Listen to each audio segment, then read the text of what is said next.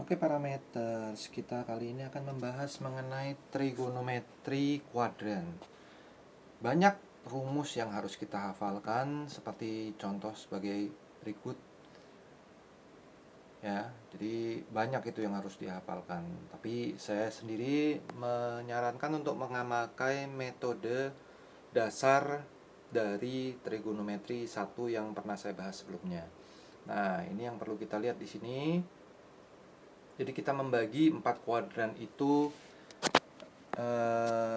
dalam bentuk kuadran 1, 2, dan 3, dan 4. Nah, di situ bisa kita lihat apa yang perlu kita perhatikan. Jadi pada saat kuadran 1 itu kita harus tuliskan all positif. Ya. Pada kuadran 2 itu sin yang positif. Ya. Pada kuadran 3 itu tan yang positif, kuadran 4 cos yang positif. Jadi kita hafalkan sin tan cos, sin ta cos lah kira-kira begitu ya. Nah, kemudian cara berputar sudut itu dimulai dari 0 derajat berlawanan jarum jam untuk sudut yang positif. Jadi misalkan kita tahu atau ada soal 120 derajat, maka kita akan menggambarkan posisi di kuadran 2 seperti gambar B. Maka sudut yang kita ambil untuk perhitungan angkanya adalah 60 derajat. Ya. Oke, parameters. Kita lihat juga di kuadran 3, jika ada soal 210 derajat, maka yang kita ambil adalah sudut C, yaitu 30 derajat. Contoh berikutnya, pada saat 330 derajat, maka yang kita ambil adalah sudut D, ya. Oke, sekarang kita masuk ke trigonometrinya. Sin 120 itu berarti gambarnya adalah gambar B, berarti sudut yang kita ambil adalah 60 derajat. Maka sin 120 adalah sama dengan sin 60, ya. Oke, kalau untuk cos 120 tetap angkanya kita ambil 60, tapi karena di kuadran 2 maka nilai cos harus kita tambahkan sendiri minus.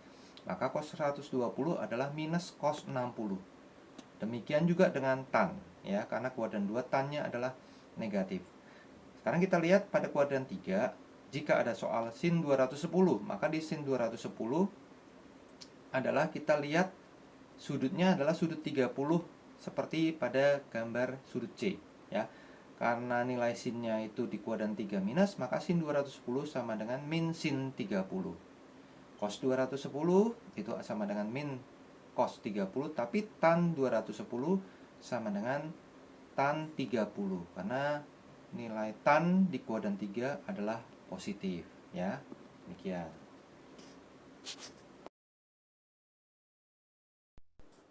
Nah, sekarang bagaimana kalau sampai kita lupa mana yang positif, mana yang negatif di kuadran-kuadran tersebut? Kita bisa lihat secara logika bahwa kuadran 2 itu koordinat X itu selalu negatif dan koordinat Y selalu positif. Dengan menggunakan rumus trigonometri pada tutorial saya trigonometri 1, maka kita tahu bahwa sin itu adalah depan per miring, ya. Sisi depannya dalam kasus ini adalah koordinat Y, maka dia menjadi tetap nilainya positif, ya. Sedangkan yang menggunakan rumus sisi miring, sisi samping, dia akan menjadi negatif, ya. Demikian juga dengan kuadran 3 dan kuadran 4. Oke, cukup jelas ya. Sampai di sini, sampai jumpa kembali parameters dimanapun Anda berada.